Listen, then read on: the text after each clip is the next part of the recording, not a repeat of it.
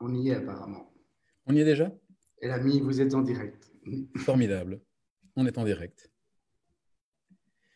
Eh bien, c'est une joie, Thierry, d'être en direct avec toi. Oui. Il y a longtemps, nous, qu'on ne s'était plus vraiment vu. Oui, ça faisait un petit moment. Alors, je regarde. On va prendre un peu le temps de laisser Oui. les amis et amis arriver à nos directs pour pouvoir les accueillir tranquillement. Ce serait une bonne chose de pouvoir les accueillir. Je vois qu'effectivement, c'est sur la page. Et... Génial.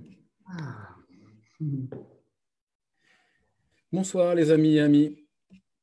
C'est une joie que d'être là. Alors, je vais vérifier qu'il n'y ait pas le son à deux endroits. C'est une joie d'être là avec vous ce soir et avec Thierry. Voilà, ça faisait un petit moment qu'on n'avait plus ces conversations ensemble. Déjà, Thierry, ça faisait un petit moment qu'on n'avait pas eu de conversation, mais même avec ce que j'avais appelé cette émission, La voie de sortie est à l'intérieur, Oui. hein, qu'on avait proposé pendant le confinement. Tu étais venu 2 fois pendant le confinement et l'idée, c'était de continuer à nourrir cette forme de paix intérieure, alors qu'à l'extérieur, il y avait beaucoup de peur, d'agitation, de non-tranquillité. Et, et tu étais venu 2 fois, c'était 2 belles rencontres. Et puis, on avait eu plein d'amis, hein, plein de personnes que tu connais aussi, et qui étaient venues offrir des femmes et des hommes plein de regards différents sur comment pouvait-on vivre cette période peut-être d'une autre manière, pas juste dans la peur. Oui, c'était riche, hein, c'était très riche. Très riche. Pour moi, ça avait été une... Et puis, c'était intéressant dans une époque que je pense aucun d'entre nous n'a vécu. Quelque chose de complètement inédit, d'effrayant peut-être, mais de complètement inédit. Donc, je pense que ça t'est jamais arrivé. Et si avant cette période, au mois de février même, moi, on m'avait raconté ça, je ne pense pas que je l'aurais cru. C'était Moi digne non, d'un... moi non plus. Et je trouvais que c'est encore un bel enseignement pour nous dire on ne sait pas, ne pas savoir, don't know mind, c'est cet esprit qui ne sait pas. Oui, l'humilité de s'adapter un instant après l'autre à ce que la vie propose. Oui, c'est vrai. Nous, les humaines et les humains qui peut-être, en tout cas en tant que groupe, on oublie parfois qu'on fait partie d'un grand ensemble, d'un grand tout, et peut-être avec une forme, une forme, peut-être qu'arrogance, le mot est un petit peu fort, mais il y a peut-être quelque chose qui ressemble à ça parfois dans nos manières d'être. Je ne sais pas ce que tu en penses, Thierry. Oui, je suis d'accord avec toi. Je crois que c'est surtout de l'ignorance, je crois. Oui, On ne se rend même pas compte de ce que l'on est, de ce que l'on peut être, de ce qu'est la vie, de ce que pourrait être la vie, si on peut-être on la respectait mieux, on la comprenait mieux, on comprenait mieux ses lois.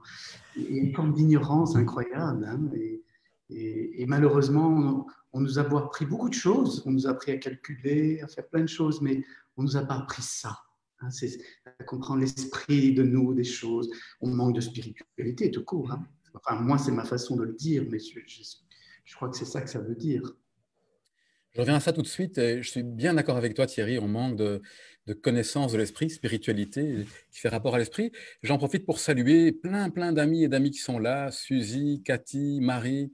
Je n'avais pas encore vu, je ne voyais pas encore le fil. Vinciane qui est là. Donc, on a plein de personnes qui parlent déjà de ton livre, Thierry aussi, sur la posture juste. Bon, donc, beaucoup d'amis qui sont là. Isa, Christine, bonsoir à toutes À tous, hein. et à tous. Et j'imagine que vous êtes là aussi un peu partout autour de cette petite planète. Je vois des personnes qui sont de France, des personnes qui sont de Belgique et des gens qui sont d'ailleurs. Donc c'est vraiment chouette. C'est chouette déjà de vous lire, de vous voir. Bonsoir Graziana. Bonsoir Gabriel. Soyez Nathalie et Thierry qui nous saluent. Alors évidemment, je ne sais même pas te dire la suite des noms parce qu'il y en a tellement et ces messages arrivent très vite, mais c'est beau de vous lire en même temps, puisqu'on est sur des réseaux dits sociaux.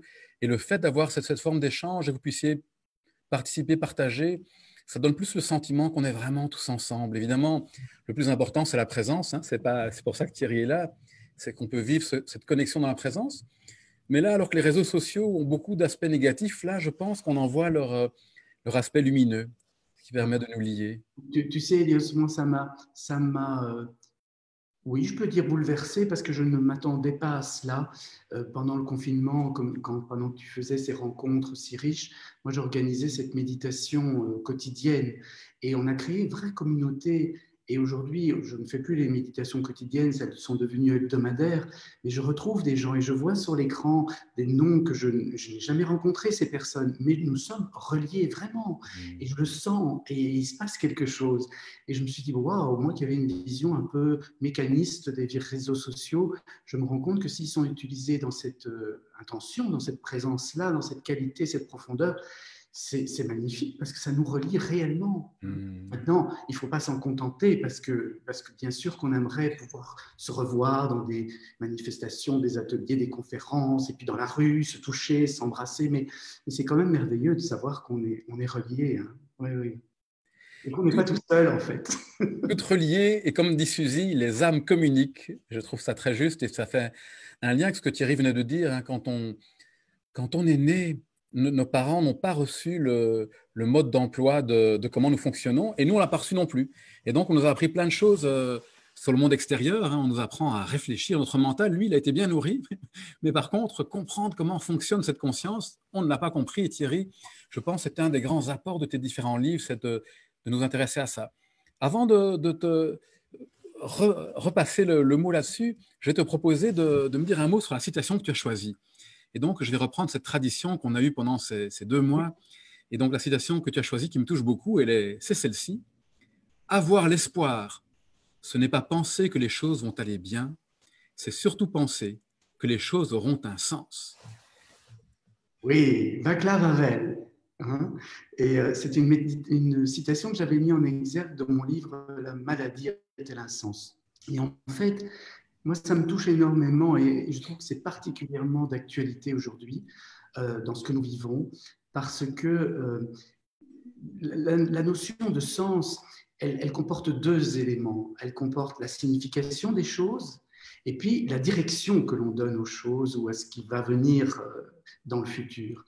Et dans ce qu'on vit aujourd'hui, je vois bien que les gens cherchent du sens. Et malheureusement, ceux qui nous dirigent et puis ceux qui nous informent nous donnent tellement d'informations contradictoires qui parfois manquent de sens ou vont à contresens qu'on est un peu perdu et je ne m'étonne pas du tout de voir alors qu'il y a toutes sortes d'hypothèses, de thèses pour expliquer ce qui se passe. On les traite de complotistes. Moi, je préfère dire, essayons de comprendre ce qu'elles veulent nous dire et voilà, examinons les faits qu'elles nous présentent parce que malgré tout, il y a des faits dans ces théories qui méritent peut-être notre attention et en tout cas qui méritent qu'on se pose des questions et qu'on y réponde. Et je trouve que nos dirigeants ont une vraie responsabilité maintenant, c'est d'apporter des réponses, parce qu'ils nous laissent dans un flou et on se dit, mais ou alors c'est qu'ils ne gèrent rien, et qu'ils perdent les pédales, comme on dit, et qu'ils n'ont pas la maîtrise de ce qui se passe, ou alors il y a une mauvaise intention là derrière, c'est de nous maintenir dans l'ignorance. Et donc, moi, je comprends ce qui se passe. Je ne vais pas pencher d'un côté ou de l'autre, mais je pense que cette question du sens est essentielle. Et on a besoin de sens parce que, ben, toi tu le sais, Ilios, en psychologie, on voit bien que si le mental ne peut pas attribuer du sens aux événements de l'existence, nous connaissons un stress énorme. On a l'impression d'avoir aucune prise sur ce qui se passe et on est pris face à la crudité et à la violence du monde et au hasard des choses, on est perdu. Et donc, ce stress peut être très délétère pour notre santé. Et je crois que si on n'avait pas la capacité d'apporter du sens, ben on serait des animaux en très, très mauvaise santé.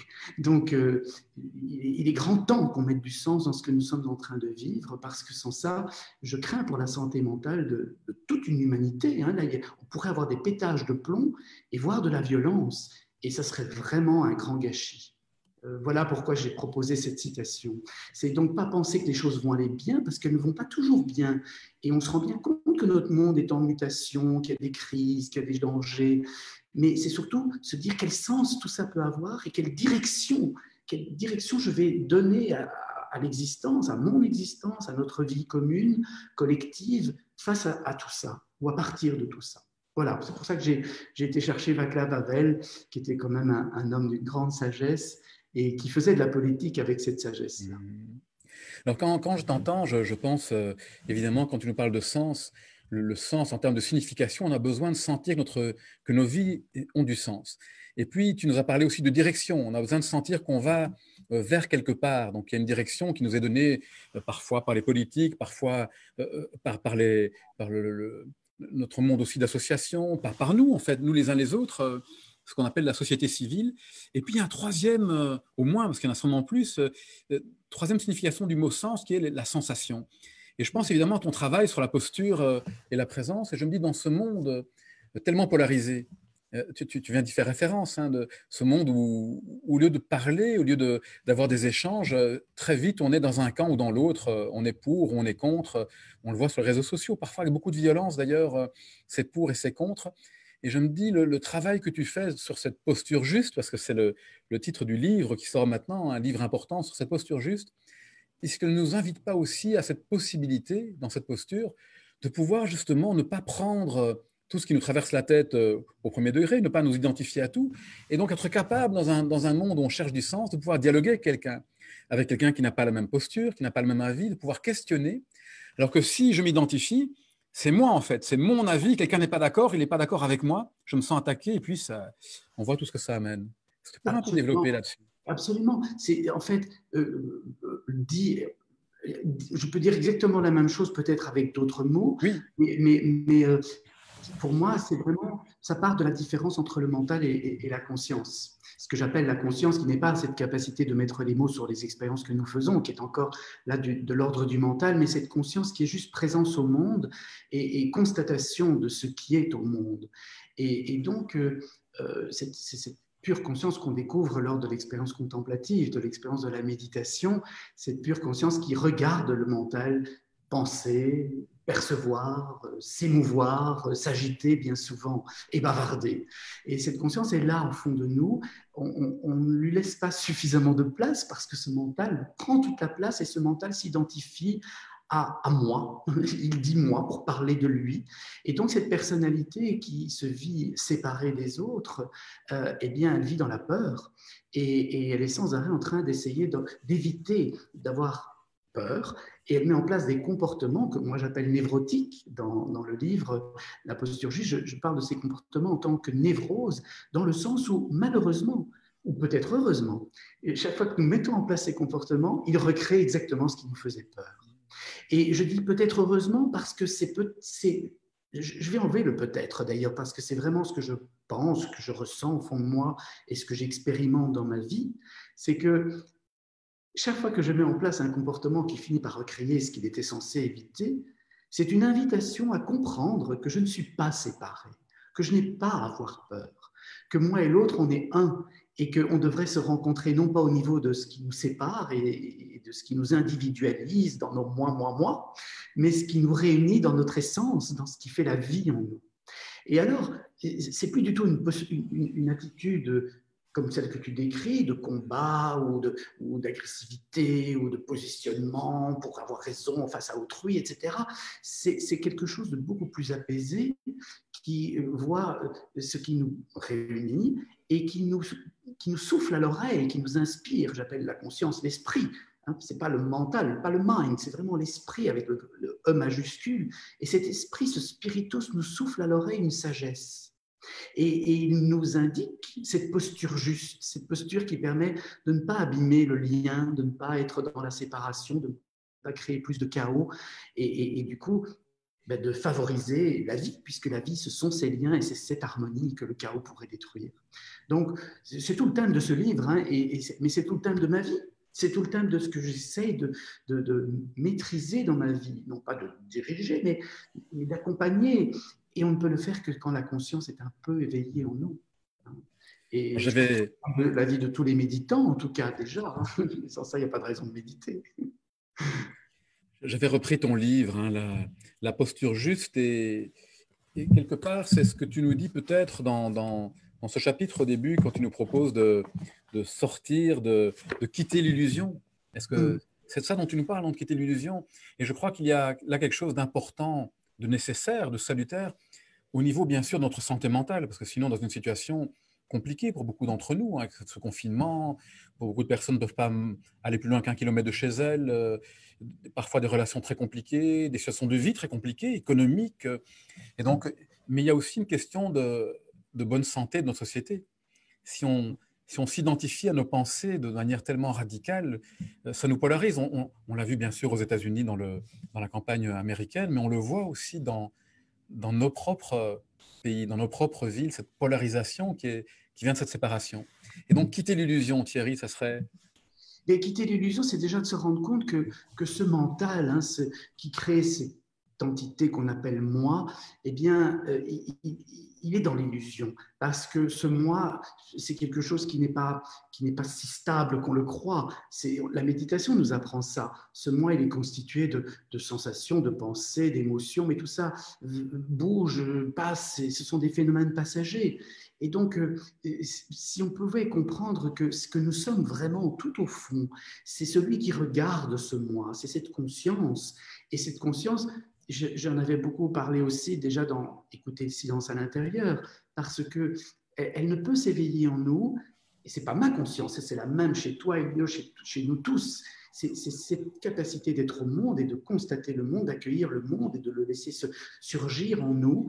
Et en fait, cette conscience, elle ne peut s'éveiller que si notre cœur est ouvert, que si on est capable d'aimer, d'accueillir vraiment, sans juger, sans écarter, mais d'accueillir, et puis faire quelque chose avec ce qu'on a accueilli. Et donc, quitter l'illusion, c'est ça pour moi. C'est vraiment d'être en contact cru avec la réalité, de ne pas en avoir peur, et surtout, pour faire ce chemin, d'être dans une honnêteté avec soi et une authenticité avec les autres. Et c'est peut-être ça qui manque aujourd'hui. C'est que déjà, avoir de l'honnêteté avec soi, il faut déjà prendre le temps d'essayer de comprendre qui est soi, qui est ce moi, et puis qui est la conscience qui est derrière ce moi. Mais pire que ça, c'est que même quand parfois on a une idée de ce que c'est, quand on communique avec les autres, on n'est pas forcément dans l'authenticité. Et tu faisais référence à cette crise politique américaine, qui n'est que le reflet de la politique mondiale finalement, où il n'y a plus personne d'authentique. Que ce soit les démocrates ou les républicains, moi je ne crois aucun des deux. Je sais que c'est des manipulations, c'est toutes sortes d'intérêts qui ne sont pas dits, des agendas cachés, c'est la politique. Et malheureusement, tu sais, je ne voudrais pas… Oui, je vais le faire, je vais le faire. Quand je pratiquais la chirurgie, j'ai fait partie de l'équipe qui a opéré le roi Baudouin, qui était le roi des Belges à l'époque. Et quand il a été opéré, je me suis un peu occupé de lui parce que j'étais l'assistant qui avait été chargé de ça. Et un jour, ce roi m'a dit, vous savez, notre pays et le monde pourraient mourir à cause de ces politiciens. Nous regardions les informations ensemble et sur le journal RTL, et lui, il était convalescent et je venais lui rendre visite avant de quitter l'hôpital. Et il m'a dit ça. Et ça m'a souvent accompagné parce que je le crois.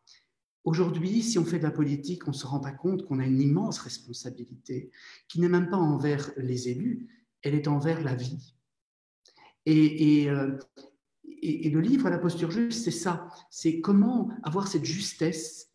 Et cette justesse, c'est ce qui permet de respecter la vie, vraiment de se mettre au service de la vie.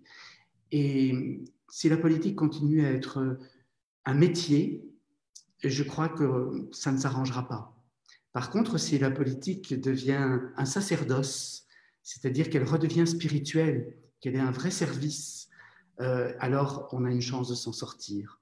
Mais vraiment, hein, aujourd'hui, je suis triste de voir ça, parce que je dis l'être humain a une grandeur au fond de lui qu'il n'exprime plus, parce que sa névrose, sa personnalité a pris toute la place. Et que la conscience n'est pas suffisamment éveillée, l'esprit n'est plus assez présent, la spiritualité n'inspire plus nos vies. Voilà, c'est comme ça que je peux le dire. Ce ne sont que des mots, mais je le vis profondément, ça. Oui. Il y a plusieurs de nos auditrices qui rebondissent sur ce que tu dis et qui te rejoignent. Vinciane qui dit se connaître, c'est tellement important. plusieurs personnes rebondissent sur l'importance de l'authenticité dont tu nous parles maintenant. Ça me faisait penser à Rumi. Tu sais qu'un poète qu'on aime beaucoup tous les deux, et un sage, Rumi, qui disait « L'homme est un livre, en lui toutes les choses sont écrites, mais les obscurités ne lui permettent pas de lire cette science à l'intérieur de lui-même. » Et Ah donc oui. voilà, l'invitation que tu nous fais, c'est d'aller d'abord lire la science à l'intérieur de nous-mêmes, ce retour dont tu nous parles très bien. Et ce que j'aime beaucoup, c'est que directement, et c'est ce que tu fais toujours, tu as fait un lien avec autre chose qui n'est pas seulement cette attention, ce retournement de l'attention vers la conscience, mais directement, c'est l'ouverture du cœur et l'amour. Et je pense que si on revient à Rumi aussi, c'est le grand poète, ce grand poète de l'amour. Je partagerai un poème tout à l'heure, mais donc, est-ce que tu peux nous reparler de ça? Donc, comment cette attention qu'on peut avoir, elle vient parce qu'on se reconnecte au cœur et à l'amour, ou est-ce que c'est un trop grand mot? Et tu vois, oh, voilà, je suis ému parce qu'on parle de Rumi, et Rumi, c'est quelqu'un qui m'a accompagné énormément ces 10 dernières années, surtout ces 5 dernières années. Je ne le connaissais pas, et lors de mon premier voyage en Turquie, j'avais 22 ans, 23 ans, je suis allé à Konya, et j'ai vu le dôme vert du tombeau de Rumi, et je ne savais pas qui il était. Et à l'époque, on ne parlait pas beaucoup de Rumi. Hein. J'ai 58 ans maintenant. Et quand j'en avais 20, c'était il y a plus de 30 ans. Rumi n'était pas aussi répandu qu'aujourd'hui. Donc, je ne savais pas qui c'était. Mais j'ai été profondément touché. En rentrant dans cet endroit, j'ai senti quelque chose. Et puis, quand j'ai découvert que c'était Rumi, ben, j'ai compris parce que l'histoire de Rumi, c'est une histoire d'amour inouï, une histoire d'amour avec Shams de Tabriz, qui était ce derviche qui est venu le provoquer. Hein, les derviches faisaient ça, ils provoquaient les gens, et qui est venu le faire descendre de ses certitudes, de son piédestal mental. Il était un prédicateur qui séduisait les foules, mais son cœur était encore fermé. Et Shams est venu le provoquer là, et dans ce lien d'amour énorme entre ces deux hommes, eh bien, la séparation voulue par Shams, qui savait qu'il fallait se séparer pour que le cœur s'ouvre, il y avait la souffrance. Et si je parle de ça, tu vois, Ilios, c'est parce que je crois qu'on ne peut pas vivre si on n'accepte pas de souffrir. On ne peut pas vivre si on n'accepte pas la douleur. On n'est pas obligé de souffrir longtemps parce qu'il y a la douleur et puis il y a la souffrance qui est surajoutée à la douleur par l'interprétation que l'on en a, l'identification à cette douleur et la victimisation. Mais il faut pouvoir accepter d'être dans la vie, et la vie est faite de cette crudité, de la séparation, mais c'est cette séparation qui nous permet de comprendre qu'en fait on est unis au-delà de tout.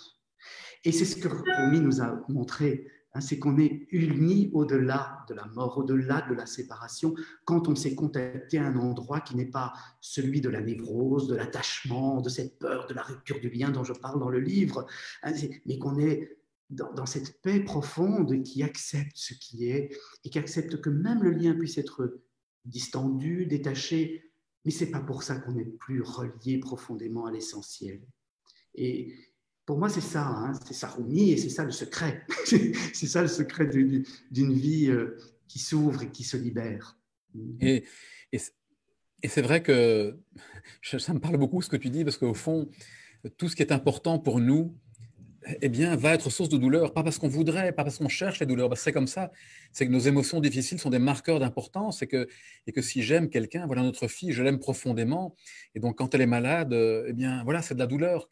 Quand elle a une difficulté, j'ai peur pour elle, et donc je ne vois pas d'autre solution, ou alors je dois accepter d'être touché, c'est un peu ce que tu nous dis, je crois, ou alors je peux juste essayer de ne pas l'aimer, mais je ne vois pas d'autre solution. Si je veux avoir la lumière, je dois peut-être accepter d'avoir l'ombre qui va avec, et Rumi, comme Léonard Cohen d'ailleurs, disait « La blessure est l'endroit où la lumière entre en vous. Ces douleurs que vous ressentez sont des messagers. Écoutez-le, écoutez-les. » Et donc, c'est vrai. Et au fond, une métaphore moi, qui me vient souvent, c'est la vie et les douleurs de la vie, les douleurs morales, nos émotions sont un peu comme une rivière qui souvent est entre nous et ce qu'il y a d'important. Et si je ne suis pas d'accord de plonger dans la rivière, c'est pas que c'est un choix. Je ne pourrais pas aller, je dois me baigner dans la rivière pour aller vers ce qui est important pour moi. Et donc voilà. Ou alors on essaie d'éviter tout ce qui est important. Mais je crois qu'il n'y a pas vraiment le choix. C'est ce que tu nous enseignes, non? Et d'ailleurs, c'est ce qui me chagrine beaucoup quand je regarde notre monde aujourd'hui et ce qui est en train de se passer, c'est que c'est comme si on avait peur de vivre. On a peur de la souffrance, on a peur de la maladie, on a peur de la mort, on la considère même comme obscène, elle ne devrait pas exister, alors que pour moi, s'il n'y avait pas de mort, il n'y aurait pas d'existence, et l'existence n'aurait aucune valeur, parce qu'elle n'a une valeur que justement parce qu'elle ne dure pas éternellement, et que du coup, qu'allons-nous en faire de cette existence? Et heureusement que la mort existe, mais en même temps, c'est comme si tout ça, on le refusait aujourd'hui pour une espèce de grand illusion, justement, tu disais quittons l'illusion, mais c'est une grande illusion de croire qu'on est éternel et qu'on peut tout contrôler. Et du coup, on est en train de mettre en place un système de non-vie pour soi-disant vivre ou survivre. Mais on va se tuer comme ça. C'est pas comme ça qu'on va y arriver. Philosophiquement, spirituellement, c'est un non-sens complet. Complet.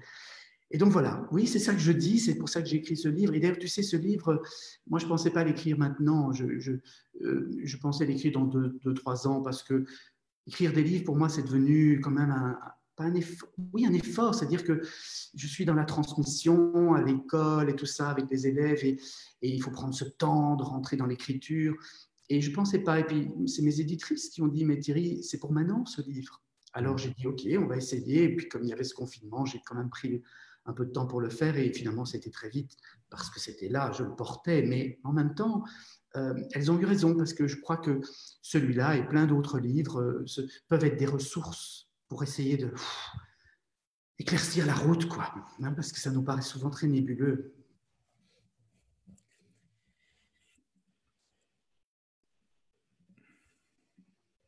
Alors Thierry, je prends un temps pour goûter ce que tu nous partages, hein, sur, qui moi, me touche beaucoup. Et puis je t'ai connecté avec toutes ces personnes et je me dis, tiens, parmi nous, toutes ces personnes rassemblées, il y a des personnes qui ont des personnes qui sont mortes peut-être, qui ont des personnes très malades. Et donc, juste pour vous dire que bien sûr, Thierry et moi, je crois que je peux parler pour toi pour ça aussi, on vous dit ça avec beaucoup de respect et d'humilité, mais je pense, comme Thierry, que c'est des questions fondamentales. C'est que la mort est un fait de l'existence et de la vie. Et si on ne veut pas la nuit, alors on dirait je refuse le jour parce que je ne veux pas de la nuit. C'est pas possible. Je pense que dans Irving Yalom, qui avait cette belle citation en disant certains refusent le cadeau de la vie par peur de la mort. Et donc Irving Yalom, dans un de ses très très beaux livres, parlait à quel point c'était difficile pour les personnes en fin de vie de parler de la mort. Et pourtant, à quel point c'était une condition pour préparer ça de manière juste. Et j'ai l'impression que ce que tu nous dis, c'est qu'en tant que société, notre incapacité, en fait, en tant que société, à aborder de manière, je ne sais pas comment on pourrait dire, de manière détendue la question de la mort, qui est terrible, bien sûr, lorsqu'on perd quelqu'un, mais l'aborder de manière détendue, pour en parler vraiment, nous empêche de reconnaître le vrai prix de la vie. Un peu comme si, en oubliant de reconnaître notre très grande vulnérabilité, on oubliait de reconnaître le caractère précieux et incroyable de l'existence. Je ne sais pas si c'est ça que tu nous dis. Et oui, c'est ça que je sens, c'est ça que je transmets, j'essaye de transmettre. Parce que, tu sais, pendant des années, d'abord j'ai pratiqué comme chirurgien, comme médecin, j'ai été confronté à la maladie, à la mort. Moi-même, pour ma propre vie, j'ai connu la maladie, la mort aussi, de gens proches, assez jeunes. Mais surtout, j'ai accompagné des mourants. Et puis, en accompagnant des mourants, d'abord j'ai accompagné des gens malades, dont certains avaient une vie qui allait s'achever, et je les ai accompagnés jusqu'au seuil de leur mort. Mais j'ai aussi donc accompagné des familles. Et au-delà de la souffrance réelle, de la douleur d'abord, de la séparation, qui est une douleur même cérébrale, hein, le cerveau est complètement chamboulé, les neurotransmetteurs, tout ça, c'est vraiment quelque chose de très, très douloureux. Et au-delà de ça, j'ai vu tellement de gens, quand on s'est donné la peine de les accompagner et qu'ils ont pu faire un petit chemin vers cet essentiel-là, j'ai vu tellement de gens qui, en même temps qu'ils vivaient la souffrance de la séparation, ils vivaient la joie de la vie. C'est très troublant. C'est vraiment très troublant. Et d'ailleurs, encore là, au mois d'août, je suis allé aux funérailles du père d'une de mes amies avec qui j'avais commencé mes études de médecine. Et nous sommes toujours restés en lien, pas très, très étroit, mais j'ai vraiment eu l'élan d'aller aux funérailles de son papa que j'avais connu quand j'avais 18, 19 ans. Et j'ai vu à cet enterrement la souffrance, la douleur d'une famille, d'amis, etc. Et j'ai aussi perçu beaucoup de joie. Comme si au moment de la mort, la personnalité était dans la tristesse, dans la frustration, parfois dans la colère, hein, parfois même la colère contre la vie, mais il y avait la conscience, l'essence de l'être qui est vie, qui est joie et qui est là parce qu'on se rappelle tout d'un coup que oui, la vie a une valeur et que c'est le moment de vivre. Et alors, à ces funérailles, j'entendais des gens qui disent « on ne s'est plus vu depuis des années, il faut qu'on se revoie ». Il y avait cet empressement de retourner dans quelque chose de plus liant, de plus vivant, et parce qu'on revient à plus essentiel. Et je trouve ça magnifique que nous, les êtres humains, nous ayons la capacité de connaître ces deux expériences en même temps, parce qu'elles ne viennent pas du même endroit. Et dans le livre, c'est ce que j'essaie d'expliquer. Il y a vraiment la personnalité qui vit ça dans la séparation, dans la douleur, mais il y a aussi cet endroit, la conscience, l'essence de l'être, on l'appelle comme on veut, on peut l'appeler Dieu en nous si on veut, peu importe. Mais il y a un endroit qu'on sent, l'âme, et qui, elle, fait confiance et qui sait que la vie a une grande logique qui nous dépasse et qui est là pour nous apprendre ce qu'est vraiment la vie. Alors, merci beaucoup Thierry. Je te lis un extrait d'une Soufi mon amour que Jean nous communique maintenant et qui résonne complètement avec ce que tu dis de tous ces changements en fait, parce que ça me faisait aussi résonner au fait que dans nos cultures, on oppose souvent la mort à la vie, alors que dans les cultures plus orientales, plus circulaires, on dirait que la mort, c'est plutôt à contraster avec la naissance. Et donc, il y a la naissance et la mort, mais que la vie est quelque chose de plus vaste que ça. Et donc, c'est une relation peut-être différente. Et voilà l'extrait de Soufi mon amour. Ne tente pas de résister au changement qui s'impose à toi. Au contraire, laisse la vie continuer en toi. Et ne t'inquiète pas que ta vie soit sens dessus dessous. Comment sais-tu que le sens auquel tu es habitué est meilleur que celui à venir? Ah, magnifique, merci. Comment s'appelle la personne qui a posté C'est ça? Jean Jean. Jourdain. Merci parce que d'abord, Soufi mon amour est un livre très subtil, très intelligent qui nous parle de Rumi et de Shams de Tabriz, mais qui met ça dans une perspective contemporaine. C'est très très subtil et bien fait. Mais en plus, c'est tellement adapté à ce que nous vivons. Quand j'entends parfois certains de mes amis qui militent pour absolument imposer un nouveau modèle de société, parfois je leur dis, mais êtes-vous sûr que c'est ce modèle-là dont nous avons besoin? Et est-on sûr que c'est ce modèle-là dont la vie a besoin pour se rééquilibrer? Donc, plutôt que de trop vite décider où il faut aller, est-ce que nous n'écouterions pas ce que la vie nous montre, et surtout à travers nos tensions, nos peurs, parce que souvent, ces volontés d'imposer un nouveau modèle contre un modèle existant sont parfois aussi dictatoriales que ces modèles existants. Et je le dis, plutôt que d'aller là trop vite, si on prenait le temps, et c'est peut-être ça que collectivement nous sommes en train de vivre, prendre le temps de redécouvrir ce que c'est vraiment la vie pour chacun de nous, qu'est-ce que notre corps nous en dit. Pour moi, le meilleur indicateur, c'est la détente. Et tu as dit là tout à l'heure, c'était très beau, Elios, quand tu as dit, et oui, c'est finalement, si on pouvait écouter ça avec un peu de détente. Hein, mais cette détente, c'est le cœur ouvert. C'est Swami Prajnampad qui disait chaque fois que vous vous détendez, vous vous aimez, et chaque fois que vous donnez l'occasion à un autre de se détendre, vous l'aimez. C'est cette ouverture, c'est cette profonde détente de l'être, cette présence apaisée. Et donc, je crois que dans des temps comme les nôtres, nous devrions nous rappeler de ça. Ne décidons pas trop vite ce qu'il faut, parce que souvent c'est notre peur qui nous fait décider, mais écoutons avec confiance là où on sent que ce serait plus juste d'aller. Et de nouveau, la justesse, je me suis permis d'essayer de la définir au début du livre, parce que c'est pas si simple. Hein, c'est prétentieux de dire quelque chose de juste. Mais la justesse, c'est vraiment ce qui nous permet de nous adapter aux circonstances le mieux possible. Et s'il y a une justesse absolue, alors c'est ce qui nous permet de nous adapter aux circonstances de l'existence en respectant au mieux la vie qui est en nous et autour de nous.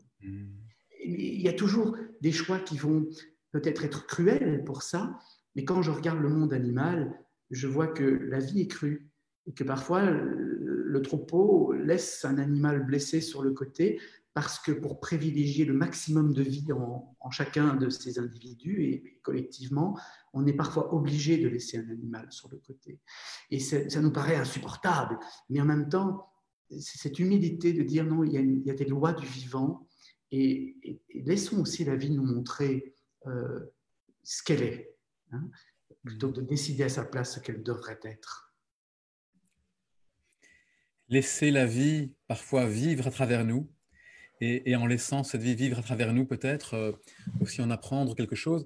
Et ça me touche beaucoup ce que tu dis, parce que tu fais à nouveau le lien, évidemment, ce lien dont parle aussi notre ami Abdenour Bidar, qui est, bien sûr, il y a ce lien à soi, cette posture juste, mais lorsque ma posture est juste, alors je prends conscience de ce qui me lie aux autres, peut-être, mais aussi aux autres humains, et puis à tout le vivant. Parce que voilà, je pensais à la Croix-Rouge, qui venait d'un article de la Croix-Rouge, et un des dirigeants de la Croix-Rouge, ça m'a beaucoup touché ce qu'il a dit. Il a dit en ce moment, bien sûr que ce qui nous arrive est terrible, bien sûr qu'il y a des morts et on espère tous un vaccin, mais le vaccin contre le changement climatique, il n'y en aura pas. Le vaccin contre la bêtise, il n'y en a pas non plus. Et donc, c'est en même temps important de regarder ça avec lucidité et aussi avec ouverture, non, de nous rendre compte que ces enjeux dépassent aussi peut-être les peurs ou les frustrations ou ce que tu appelles les névroses qu'on peut avoir. Un vaccin contre la pollution, un vaccin contre le cancer, un vaccin contre la faim dans le monde. En fait, tout ça, tous ces vaccins, je crois qu'ils existent, mais ils ne seront pas administrés depuis l'extérieur à travers une seringue ou un comprimé à avaler. Tous ces vaccins, ils viendront de l'intérieur de nous, c'est-à-dire d'un changement de posture, d'un changement d'attitude face à la vie, parce qu'on a une meilleure compréhension d'elle. Et de nouveau, moi, je n'ai pas écrit la solution intérieure pour rien. Je veux dire par là que c'est tellement incroyable de voir comment on vit toujours à penser que c'est l'extérieur qui va régler le problème, alors que nous avons des ressources et on a la preuve que ces ressources fonctionnent, puisque si toi et moi, Ilios, on se parle ce soir, et si toutes ces personnes sont avec nous, c'est que nos ancêtres ont été puisés dans ces ressources. Et que, voilà, il y a quelque chose de très sage dans l'être humain qui, me semble, pour l'instant, n'est pas très, très activé. C'est en tout cas ma vision, mais après, on peut penser que je suis totalement à côté de mes pompes, mais moi, je le vois comme ça. Et en même temps, ce qui donne beaucoup d'espoir dans ce que tu dis, c'est qu'il y a quelque chose de sage en nous. Et peut-être, alors là, tu me tends une perche et qui me renvoie à un de tes livres que j'ai beaucoup aimé. Je pense que c'est La solution intérieure, j'en suis pas sûr. Je ne sais pas lequel, parce que je pensais quelque chose de sage en nous. Et puis, en m'entendant dire, juste maintenant, il y a quelque chose de sage en nous. Je pense à ce que tu racontes comme anecdote que je raconte souvent dans mes conférences, hein, en parlant de toi. Et je dis, alors je vais un peu la romancer sûrement, parce que c'est ce qui m'est resté. Je dis, c'est Thierry qui est quelque part en Amérique du Sud avec un chaman, et c'est le moment important, le moment terrible où le chaman va poser la question, et cette question-là, on ne peut pas la manquer, il faut y répondre de manière juste. Et alors, il dit, Thierry, mais qui de toi et de moi, qui est le plus important? Alors, ce que je raconte, hein, je dis, mais alors Thierry se pose la question, et puis il se dit, mais je vais dire peut-être moi, oui, mais est-ce que c'est juste? Mais je vais plutôt dire l'autre, parce que le lien vient de l'autre, alors je ne sais plus ce que tu avais choisi. Et le chaman te répond, entre toi et moi, le plus important, c'est et. Et ça, chaque fois, je me rappelle de ça en disant, tiens, il y a de la sagesse en nous, bien sûr, mais pas seulement en nous, en tant qu'individu mental, la sagesse entre nous. Nous, en tant que grande communauté, et je crois entre nous et le vivant, entre nous et notre relation les uns aux autres, la relation qu'on a avec les montagnes, les arbres et l'ensemble de la vie. Je ne sais pas ce que tu en penses, Thierry. Complètement, complètement. Et effectivement, il m'avait dit entre toi et moi, quel est le plus important? Et moi, je voulais dire moi. Et puis alors, je me suis dit, non, je ne peux pas dire moi. Et puis finalement, j'ai avoué, je dis oui, moi, parce que s'il y avait un incendie ici, je sauve d'abord ma peau. Et alors, il m'a dit, mais non, effectivement, c'est et. Et c'est le lien, mais le lien fait la vie. Et donc, quelque part, la sagesse dont tu parles là, Ilios, je crois qu'elle vient de la vie. Et dès que nous sommes reliés, que nous sommes de nouveau en vie, que nous dansons ensemble, mais pas simplement danser dans une discothèque, c'est danser la vie, c'est être dans ces relations, en essayant de les ajuster, en essayant de ne pas les bloquer, de les casser, de les affronter, mais en gardant cette harmonie, cette fluidité. Il y a une sagesse qui émerge de ça, et automatiquement, parce que la vie connaît le chemin. Et je dis toujours aux élèves à l'école de la présence thérapeutique, je leur dis toujours, la vie connaît le chemin et il passe toujours par où c'est détendu. Donc détendez-vous, relâchez, ouvrez ce cœur, lâchez, faites confiance, ayez la foi. Et sentez que la vie va vous montrer par où aller. Et si c'est tendu, n'y allez pas trop. Détendez-vous, vous verrez. Il y a des chemins beaucoup plus fréquentables et qui portent beaucoup plus loin et dans beaucoup plus de joie et beaucoup plus de vie. Donc. Parce que la joie est l'émotion qui naît de cette vitalité, de cette connexion à la vie dans ce qu'elle a de plus vibrant. Hein. C'est la joie. Et la joie n'est pas du tout le contentement. Hein. Elle n'a pas d'objet. C'est la joie d'être, tout simplement. Et je me permets de reciter ce clown magnifique qui m'a un jour dit « La vie ne vaut pas la peine d'être vécue, elle vaut la joie d'être expérimentée. » Et j'avais mis cette phrase à la fin d'un de mes ouvrages aussi, parce que c'est tellement vrai pour moi. Et elle ne vaut pas la peine d'être vécue, mais elle vaut vraiment la joie d'être expérimentée, au-delà de toutes les peines. Merci Thierry. Je propose d'aller regarder un peu dans les questions, les remarques. Alors, j'en ai déjà repris quelques-unes, mais d'aller voir ce que nos amis et nos amies nous disent ici. Alors, je vois ici Mathieu qui dit « La pratique ne donne-t-elle pas sens ? Ne doit-on pas développer patience, adaptabilité, flexibilité, patience ?»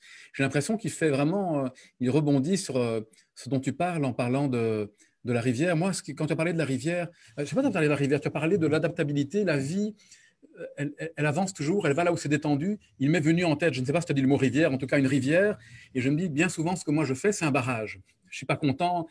Et le barrage, ce qui va arriver à un moment, c'est que, ou alors il va céder, ou alors il va se passer quelque chose, l'eau va aller peut-être pas dans la bonne direction, elle va inonder quelque chose.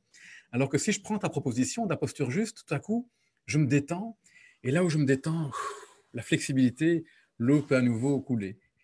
Et tu as vu que dans le livre, inspiré par les travaux de Wilhelm Reich, Alexander Lowen, tous ces gens qui ont travaillé sur le psychocorporel et comment l'énergie est vécue dans le corps en fonction des émotions. Et on peut vraiment voir qu'en fonction des différentes étapes de l'existence, il y a des blocages qui se font, il y a des modes de comportement qui se mettent en place pour éviter les frustrations, les peurs et les douleurs qu'on a connues.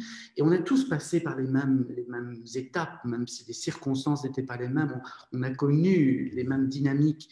Et en fait, du coup, Reich, Lowen nous ont si bien montré que si on reste dans cette fermeture, dans cette contention, on empêche la vie de circuler. Et on crée psychiquement et physiquement de la séparation, du chaos, du combat. Et alors, on en décrit 5. Hein, on se déconnecte, hein, on dit qu'on est schizoïde, hein, on est coupé, on est déconnecté, on est dans sa tête, mais plus du tout en contact avec la réalité. Ou alors, on commence à dépendre du monde extérieur, on est dans une recherche de fusion, et on parle d'oralité. Ou bien alors, pour ne pas perdre tous ces liens, on se ferme et on ne dit plus notre vérité, on se soumet à l'autre, on se laisse dominer, on parle de masochisme, ou alors on veut trop contrôler la relation, on veut séduire, et puis on veut convaincre, et puis on culpabilise les autres, on est dans la psychopathie, et par-dessus tout, il y a la rigidité.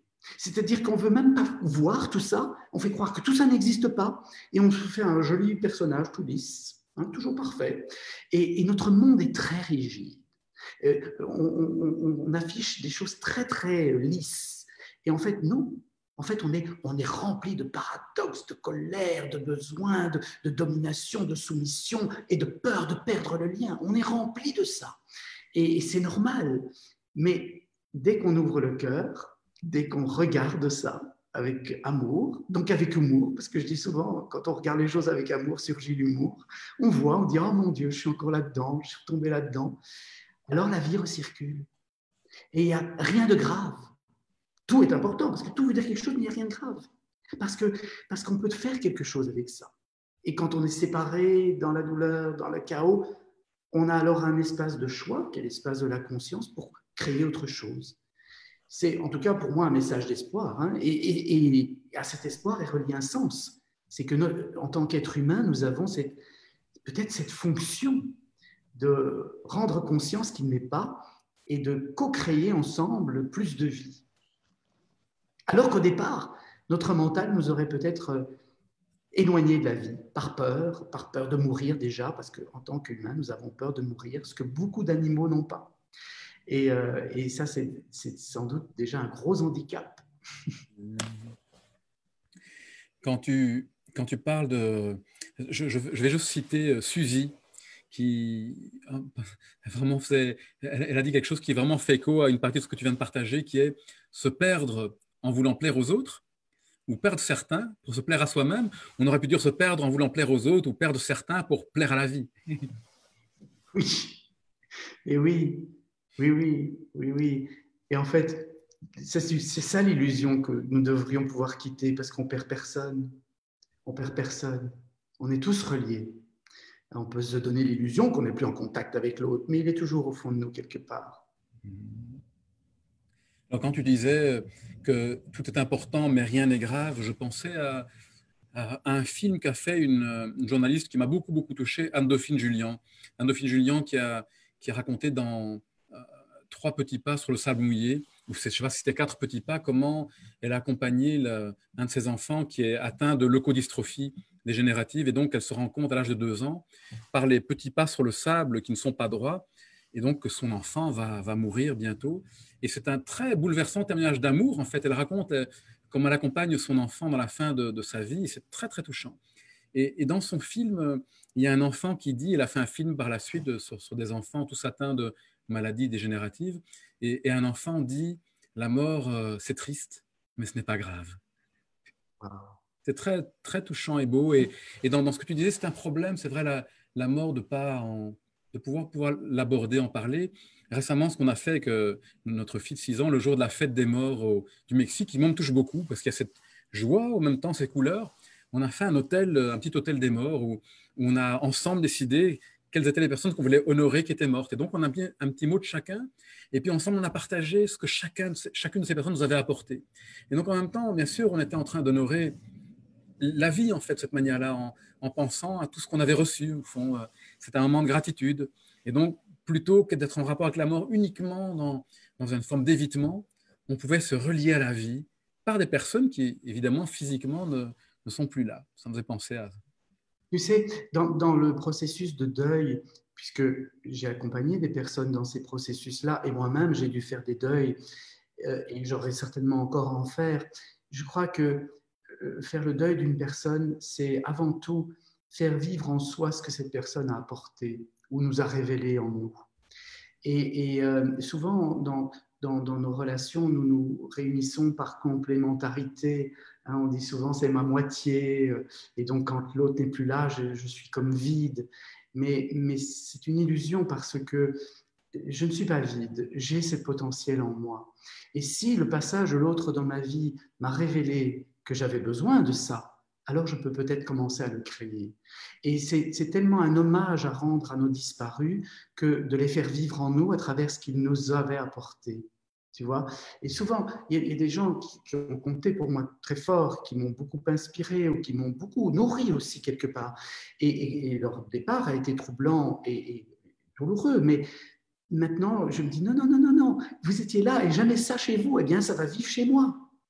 Et les morts ne meurent pas parce que nous sommes un. Donc, ils vivent en nous et nous vivons en eux. Enfin, c'est difficile de mettre des mots là-dessus, hein, mais en tout cas, moi, je le vis comme ça. Merci Thierry. Alors Valérie, elle nous dit, si on était plus conscient de notre impermanence, on serait peut-être plus en vie et peut-être meilleur. Non? Point d'interrogation. C'est surtout si on acceptait notre impermanence. Parce qu'en être conscient, c'est une chose, mais il faut encore l'accepter. Et c'est-à-dire vraiment avoir ce cœur ouvert qui dit, OK, c'est la vie et rien n'est permanent. Déjà, moi-même, je ne suis pas permanent puisque ce que je crois être moi change tout le temps. Mes pensées, mes sensations, mes émotions, tout ça, moi, ça change tout le temps. Et là, la méditation a quand même vraiment une voie royale pour comprendre ça, mais plus que le comprendre, pour le vivre. Et finalement, ça devient une évidence. Mais en même temps, si on accepte son impermanence, alors effectivement, on ne s'accroche à rien. Ce n'est pas qu'on est désintéressé des choses ou des êtres, mais on ne s'accroche pas parce qu'on sait que ce qui passe mais devait passer. et qu'il y a autre chose qui va arriver et qui doit arriver. Et on va en faire quelque chose. Et rien n'est perdu, mais en même temps, rien ne reste. Et c'est la loi de la vie. Si on refuse cette loi-là, alors on ne vit pas. Alors on est en survie, on se raconte une jolie histoire et on se fait croire qu'on domine les choses, qu'on contrôle les choses. C'est d'ailleurs ce qu'on semble vouloir faire aujourd'hui face à tous ces événements qui nous surprennent. On veut tout contrôler, mais en même temps, on ne sait même pas comment ça fonctionne. Et il faudrait un peu d'humilité pour essayer de sentir qu'est-ce qui serait vraiment juste, qu'est-ce qui apporte le maximum de vie. Et en tant que médecin, là, je me permets quand même de dire, par rapport à la situation que nous vivons, que je suis interpellé, c'est le mot, interpellé et parfois énervé, je le reconnais, de voir à quel point on continue à ne pas privilégier nous, c'est-à-dire on se protège contre un agent viral extérieur, mais on ne prend pas soin du terrain sur lequel cet agent pourrait agir et donner des fortes complications si nous étions déjà débilités. Or, il ne faut pas avoir 60 ans pour être débilité, hein, et on peut être débilité à 30 ans si on mange mal, si on est mal, si on a des problèmes de diabète ou autre, mais pas que ça, surtout si on a du stress. Si on est dans l'anxiété, notre système immunitaire est tellement abîmé à ce moment-là. Donc, je suis vraiment interpellé qu'on n'arrive toujours pas, hein, à prendre en compte cette dimension-là et donc notre responsabilité. Parce qu'on a une responsabilité face à tout ça. Et cette dimension, je pense qu'elle fait vraiment écho à un autre de tes livres pour moi, qui est deux autres de tes livres, Le défi positif et bien sûr La maladie est-elle un sens et La solution intérieure. Mais dans Le défi positif, c'était vraiment dans ta trilogie, l'idée, je pense, que tu relevais déjà à l'époque, était on est une société qui pense la maladie et pas une société qui pense la bonne santé. On est une société qui pense la pathologie et pas une société qui pense l'épanouissement, pas seulement individuel mais collectif. Et donc, ça vraiment, on en voit les limites aujourd'hui. Bien Écoute, sûr qu'il faut répondre aux situations, mais… tu as vu l'Organisation mondiale de la santé?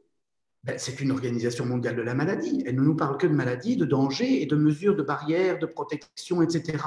Mais qu'est-ce qu'elle donne comme enseignement aux populations pour stimuler leur système immunitaire, pour préserver leur vitalité? Qu'est-ce qu'on fait comme campagne? Qu'est-ce qu'on a aidé les gens à faire ça? On leur dit de porter des masques, mais donc de nouveau, système de maladie, mais rien du tout sur… Et tu vois, je m'emporte là parce que c'est tellement important. Et en tant que médecin, j'ai été formé à comprendre la vie ou l'être humain. Et même si on m'a un peu déformé, parce que c'était quand même une médecine faite pour régler les problèmes, donc une médecine qui pallie au manque et qui rectifie les défauts, mais malgré tout, j'ai quand même compris dans mes études que nous avions un potentiel énorme à stimuler. Et je ne vois pas cette organisation mondiale de la maladie le faire. Donc, elle ne mérite pas son nom d'Organisation mondiale de la santé. Vraiment, hein, je le pense et ça, je l'assume. Alors, à nous tous et à nous toutes de réveiller en nous ce potentiel de bonne santé peut-être, parce que j'imagine que le monde est aussi un petit peu au reflet de nos attitudes du quotidien et donc de comment pourrions être des citoyennes de la bonne santé. Et à chaque fois, je le précise pour pas qu'on se méprenne là-dessus, la bonne santé pas seulement individuelle, mais aussi la bonne santé de nos groupes sociaux, la bonne santé, la bonne santé de nos pays qui accueillent plutôt les chercheuses de refuge plutôt que de les refuser. Un monde plutôt d'ouverture que de fermeture. C'est tout ce dont tu parles, de posture juste. Je vais venir en parlant encore de cette posture juste, une question plus précise. Swad, en parlant de la posture, elle nous dit comment être, dans cette posture, être honnête et authentique dans un monde où elle a l'impression que ses valeurs sont rendues désuètes. Elle a mis ça entre guillemets désuètes.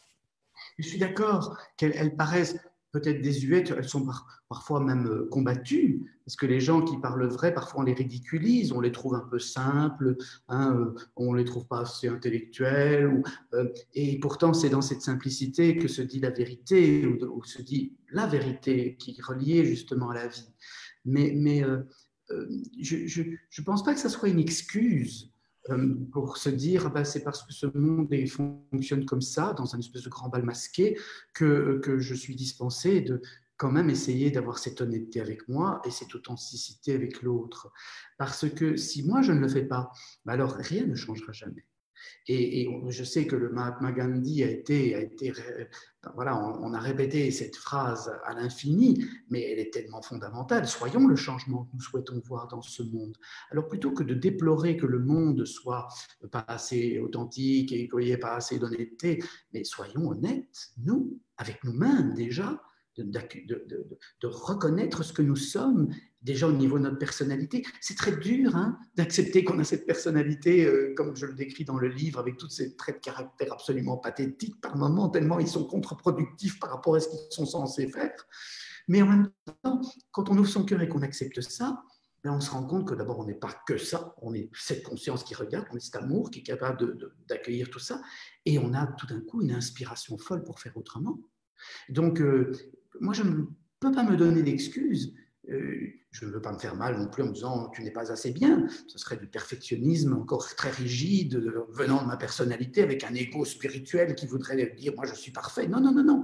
Mais à un moment donné, c'est ça l'honnêteté avec soi, c'est de se dire oh, je vois bien que là je triche et que je me donne une excuse sous prétexte que le monde n'est pas à la hauteur de mes aspirations, alors je n'y vais pas. Et puis après, je le dis aux autres. Pourquoi se taire? On n'a pas, mais quand on le dit aux autres, pourquoi faire la guerre aux autres? Pourquoi vouloir absolument les convaincre? On peut juste dire qui on est. Et après, les autres peuvent être d'accord ou pas d'accord. Ça, c'est une autre histoire. Je n'ai pas besoin qu'ils soient d'accord. Si je suis suffisamment convaincu, je n'ai pas besoin qu'ils soient d'accord avec moi. Souvent, quand je cherche l'assentiment d'autrui, c'est parce que je ne suis pas suffisamment sûr d'avoir le droit de penser ce que je pense ou de sentir ce que je sens. Mais si j'ai une connexion, une intimité suffisante avec moi et un respect suffisant de ce que je suis, peu importe ce que l'autre dit. Je peux l'entendre, je peux l'accepter, mais j'ai un cœur suffisamment largement ouvert pour accepter son point de vue et respecter le mien. J'ai assez de place pour les deux. Et si je crois que le mien finira par peut-être inspirer plus, eh bien, à moi de continuer à le diffuser. Et on a tous cette responsabilité, cette potentialité-là. Merci Thierry. Reconnaître qu'en chacun d'entre nous, il y a cette potentialité-là, c'est beau. C'est encore l'espoir avec lequel on a commencé, puisqu'on a commencé avec Václav Havel et avec l'espoir. Juste pour dire aussi à nos amis et amis qui sont avec nous, c'est qu'aujourd'hui, on est là ensemble aussi à l'occasion de la sortie de ce livre, La posture juste, qui est vraiment un livre qui reprend beaucoup de tes années de travail et ce que tu partages dans… Tout blanc sur l'écran avec la lumière. On ne le voit pas. Mais donc, je le mettrai de toute façon. Peut-être que tu peux le montrer. Ah voilà, là on le voit bien. Là on le voit bien. Je vous le montre. Attendez, je fais une chose, je vous le montre autrement. J'enlève le bandeau que l'on a mis là, qui est un guide pour une transformation radicale. C'est un bandeau qui accroche évidemment, mais regardez cette fleur magnifique. C'est splendide. Et l'illustratrice qui a fait la couverture, elle a créé la couverture pendant que j'écrivais le livre. Et cette fleur me parle parce que au départ, moi, je voulais l'homme de Léonard de Vinci, l'homme de Vitruve, qui est inscrit dans un carré, dans un cercle, ciel, terre. Et en fait, on a gardé le carré et le cercle, mais on a remplacé cet homme par cette fleur qui s'ouvre, par cette émergence, pour le coup. Voilà, et c'est quelque chose qui émerge de nous, des profondeurs de l'être. Et je trouve que c'est très juste. Donc, j'en profite pour remercier l'illustratrice qui a fait cette couverture. Merci Thierry. Et donc, je disais ça aussi pour vous dire que le 28 janvier, et je le noterai, vous aurez l'information, il y aura une conférence atelier avec Thierry. Alors ici, à l'occasion de la sortie du livre, c'est une conversation qui nous permet d'aborder beaucoup des thèmes qui, quelque part, ont à voir avec cette posture juste. Et puis le 28 janvier, lors de cette conférence atelier, on aura vraiment l'occasion d'avoir des processus, quelques exercices. Donc Thierry nous guidera peut-être un peu plus dans une forme de… C'est plus une conférence, donc, et dans une forme de pédagogie de la posture juste. Et donc, voilà. Vous serez tenu au courant de cette conférence du 28 janvier. Et tu vois, Ilios, quand on a parlé du projet de faire une conférence, je me suis dit, mais enfin, finalement, je fais déjà tous les dimanches avec les gens, ils peuvent venir sur Facebook, on peut faire des exercices ensemble et tout ça. Et puis je dis non, il faut continuer à faire des conférences. Il faut continuer à ce qu'on se rassemble, même si c'est virtuel, on verra bien, peut-être qu'on ne pourra pas être rassemblés dans des salles en grand nombre, mais on va le faire. Parce que, et je suis tellement heureux que Émergence continue à croire à ça, parce que c'est ce qui nous relie. Hein, c'est les endroits où on se dit, je ne suis pas tout seul, je prends un moment pour réfléchir, pour me réinformer, pour voilà, pratiquer. Et c'est très important. Donc, moi, je suis très content qu'on fasse ça et je suis très content qu'Émergence soit là à faire ça, vraiment. Oui, oui, c'est très important. Et d'ailleurs, pour rebondir là-dessus, Thierry, la conférence du 28 janvier, conférence atelier, elle sera prévue dès le début maintenant et en présentiel, en physique, donc dans une salle à Bruxelles, et sur les réseaux sociaux. Et donc, ça veut dire que vous pourrez vous inscrire les deux. Donc, vous pourrez vous inscrire pour ceux qui habitent à Bruxelles pour la conférence avec Thierry. Pour ceux qui sont d'ailleurs, s'inscrire sur la version dématérialisée. Et évidemment, comme on ne peut jamais rien promettre que tout change, si jamais elle ne peut pas avoir lieu dans une salle, eh bien, tous ceux qui sont inscrits pour la salle auront aussi, on sera tous de manière, voilà, ce sera un webinaire, une conférence atelier webinaire ensemble. Et, Mais on va parier sur qu'on se rencontre physiquement. et peut-être que vraiment, il faudra qu'on mette en place aussi des questions et des réponses, hein, que ce soit très vivant. Oui. Et si vous lisez avant ceci, vous aurez alors peut-être plus de matière pour qu'on rentre profondément. Parce que je vois bien qu'on perd beaucoup de temps à poser les choses, mais si déjà les gens sont un peu dedans, on peut aller plus profond, on peut pratiquer plus en conscience et poser des questions qui sont souvent plus pointues, plus fines et qui permettent de progresser. Donc voilà. Et je trouve que c'est une drôlement de bonne idée qui serait lire le livre avant. C'est un peu ce qu'on appelle apprentissage inversé, que je trouve vraiment très très chouette et qui commence à arriver aussi chez nous en Belgique. Et donc j'ai lu le livre et comme tu le dis très bien, ma manière d'entrer en relation va être très différente en fait. Mes questions seront plus pratiques, elles seront davantage liées à mon expérience et donc je vais en retirer davantage quelque chose. Je l'ai vécu à l'école de la présence thérapeutique parce que en fait, ce qu'il y a dans ce livre, c'est les 2 premières années, c'est le contenu des 2 premières années du programme de 3 ans qu'on propose à l'école de la présence thérapeutique. Et je me suis dit, bon Dieu, comment les étudiants vont réagir avec ça? Et en fait, maintenant, ils ont le livre et on vient d'avoir une session. Et donc, ils ont été voir, ils ont lu des choses qui sont en avance sur le programme. Et j'ai vu comme ça les a fait rentrer dedans et tout de suite pouvoir aller plus profond. Donc, moi, je crois à cet apprentissage inversé, où on a une information et après, on vient l'éprouver dans l'expérience et dans le questionnement. Maintenant, on peut le faire dans l'autre sens aussi, hein, on peut se laisser ouvrir l'esprit ou les idées par une expérience et puis avoir envie d'aller plus profond par la suite. Mais voilà, si on a envie d'avancer, c'est un moyen de le faire. Chouette. Alors, parmi les personnes qui avaient posé des questions, une personne avait posé une question très concrète sur quel livre de Rumi lire. Alors, il y a bien sûr Sophie, mon amour, qui est un roman, au fond, mais qui est tellement juste, je trouve, et tellement beau, et tellement touchant, qui est tellement bouleversant. Il y a ce livre-là. Lélie Anvar a écrit un livre aussi, un très beau livre, Rumi, La religion de l'amour. Et donc Lélie Anvar, qui est une grande spécialiste de Rumi, qu'il connaît vraiment, je pense qu'elle a traduit Rumi. Et donc, et puis, bien, à côté de ces deux livres-là, vous pouvez aller trouver beaucoup de livres. Si vous allez dans une librairie, allez demander à un libraire le Matwani. Il y a beaucoup de livres qui rassemblent les paroles et écrits de Rumi. Et vous verrez qu'il y a dans ces paroles et ses écrits aussi beaucoup de petits contes qui sont de très beaux petits contes, de contes métaphoriques qui nous parlent de confiance. Vraiment, il y a celui-ci qui nous parle vraiment de la confiance avec laquelle Thierry a commencé. Et voilà ce que nous dit Rumi. Sur une île verdoyante, une vache vivait dans la solitude. Elle y paissait jusqu'à la tombée de la nuit et engraissait ainsi chaque jour, une vache en bonne santé. Mais la nuit, comme elle ne voyait plus l'herbe, elle s'inquiétait de ce qu'elle allait manger le lendemain, évidemment, et cette inquiétude la rendait aussi maigre, dit Rumi, qu'une plume. À l'aube, la prairie était reverdie et elle se remettait à paître avec son appétit bovin jusqu'au coucher du soleil. De nouveau, grasse, pleine de force. Et puis la nuit suivante, rebelote, elle commence à se lamenter, à remaigrir. Et le temps, dit Rumi, avait beau s'écouler, jamais il ne lui venait à l'esprit que la prairie ne diminuant pas, il n'y avait guère lieu de s'inquiéter de la sorte. Alors, dit Rumi, je trouve vraiment en lien avec ce que tu disais sur l'ego et la conscience, ton ego est cette vache. Et l'île, c'est l'univers. On pourrait dire peut-être, si j'étais Thierry, c'est la conscience, c'est la présence. La crainte du lendemain rend la vache maigre. Et conclut Rumi, ne t'occupe pas du futur, mieux vaut regarder le présent. Tu manges depuis des années et les dons de Dieu, de la présence, de la conscience n'ont jamais pour autant diminué. Eh oui, eh oui, c'est exactement ça. Hein. C'est exactement ça. Mais voilà, Rumi, c'est un éveillé. Il a cette conscience qui s'est éveillée en lui. Hein. Et j'insiste toujours, moi, pour dire que ce n'est pas lui qui a éveillé sa conscience. C'est la conscience qui s'est éveillée en lui à l'occasion de sa souffrance, c'est-à-dire à l'occasion de cet ego qui était perdu, qui avait perdu tous ses repères et qui s'est ouvert, qui a laissé passer cette lumière qui est au fond de l'être, ou qui a laissé rentrer la lumière qui vient de l'univers. Et cet éveil, c'est quelque chose qui n'est pas de l'ordre de la volonté, et qui est de l'ordre de l'acceptation. Et plus j'accepte ce que la vie me montre, ce que je suis dans la vie, plus j'accepte de prendre, d'embrasser, d'aimer la vie malgré qu'elle déplaît à ma personnalité, plus la conscience s'éveille en moi.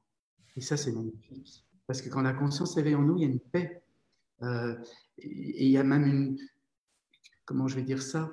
Oui, une certitude ou une évidence que nous appartenons à l'éternité, dans le sens où je sais bien que Thierry va disparaître, ce corps il va vieillir, il va disparaître, et ça m'est d'ailleurs assez égal. Je suis content, j'en prends soin maintenant parce que j'en ai besoin là, mais il va disparaître. Par contre, cette conscience, elle ne peut pas disparaître. Parce que comme elle ne m'appartient pas, ce n'est pas celle de Thierry, c'est la conscience. Et elle continuera dans, si j'avais des enfants, mes enfants, mais aussi dans tous les enfants du monde. C'est la conscience que nous partageons tous et ça, c'est éternel. Et quand on sait qu'on est ça, il y a une forme de liberté et de grand éclat de rire. Parce qu'on se dit, mais alors c'est une grande farce. C'est une grande farce de s'identifier trop à notre petite personne. Nous sommes beaucoup plus que ça. Nous sommes tout. C'est ça que nous dit Rumi aussi. Oui. C'est assez reposant de se dire ça quelque part.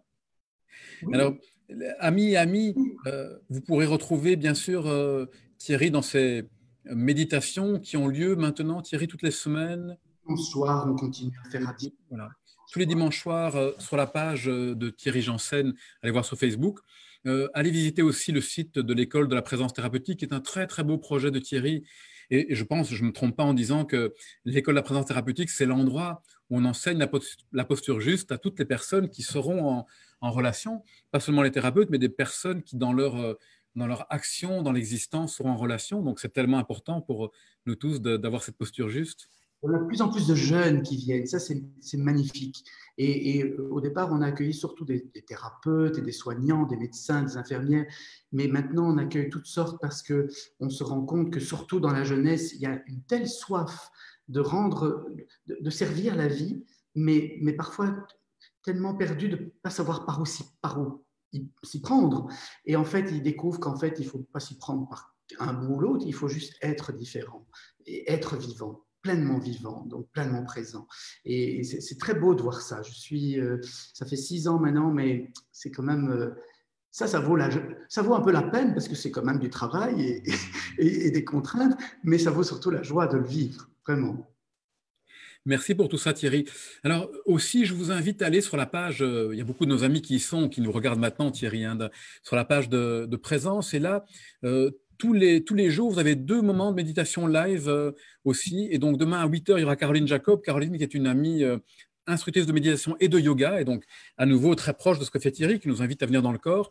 Et donc, j'aime vraiment beaucoup ce qu'elle fait. Donc, demain matin à 8h, je vous invite vraiment à aller méditer avec Caroline. Et puis, de toute façon, c'est en replay, comme chez toi, Thierry. À 10h, il y aura Charlotte Fouda. Et donc, tous les jours, vous avez des amis qui sont là, des amis et amis qui sont là pour partager un moment de présence avec nous.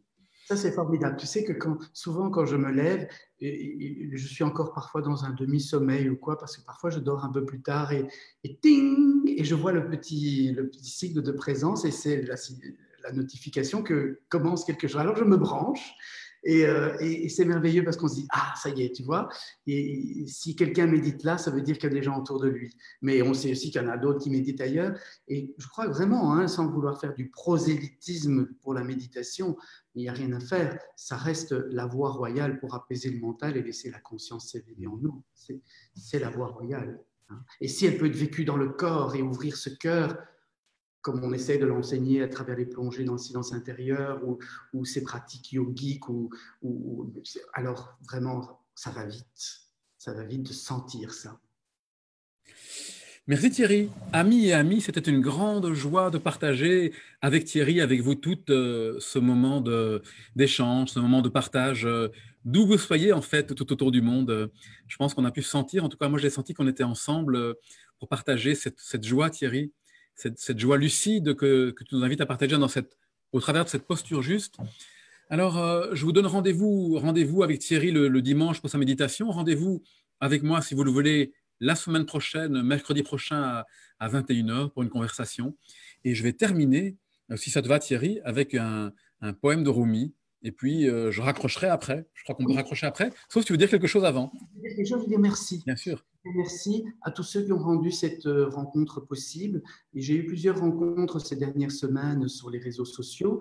Et chaque fois, c'est une autre ambiance, chaque fois, c'est une autre communauté aussi. Hein. Et donc, merci à tous ceux qui ont rendu cette rencontre-ci possible.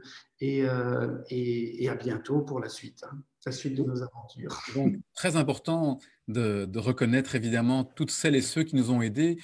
Il y a toute l'équipe de l'Iconoclaste et qui tiennent la technique. Donc, c'était très confortable pour moi aujourd'hui. Je n'ai dû m'occuper de rien. Et donc, merci, merci, merci beaucoup de vous être occupé de. Il y a Constance Beccaria qui nous a aidé à préparer. Il y a Marie qui est là. Il y a Adèle. Donc, il y a toute leur équipe, une équipe formidable, en fait, pleine de vie, qui sont là. Alors, il y a notre équipe d'émergence qui, malgré les difficultés, Caroline et puis toutes les amies et amis d'émergence aussi qui continuent à être très actifs et à donner de leur énergie pour ces beaux projets. Merci Thierry d'avoir rappelé l'importance de reconnaître la contribution évidemment de toutes ces personnes. Voilà ce que nous dit Rumi. Vas-y, vas-y. Pour cette rencontre du mercredi et pour toutes celles qui vont venir dans le futur. Hein. Merci. Hein. Et à la joie, je vous rappelle le 28 janvier avec toi Thierry. Voilà ce que nous dit Rumi. Je choisis de t'aimer en silence, car en silence je ne trouve aucun rejet. Je choisis de t'aimer dans la solitude, car dans la solitude, personne ne t'appartient, sauf moi. Je choisis de t'adorer de loin, car la distance me protège. Je choisis de t'embrasser dans le vent, car le vent est plus doux que mes lèvres. Je choisis de te retenir dans mes rêves, car dans mes rêves, tu n'as pas de fin. Douce nuit, amis et amis. Merci Thierry. À bientôt. À bientôt.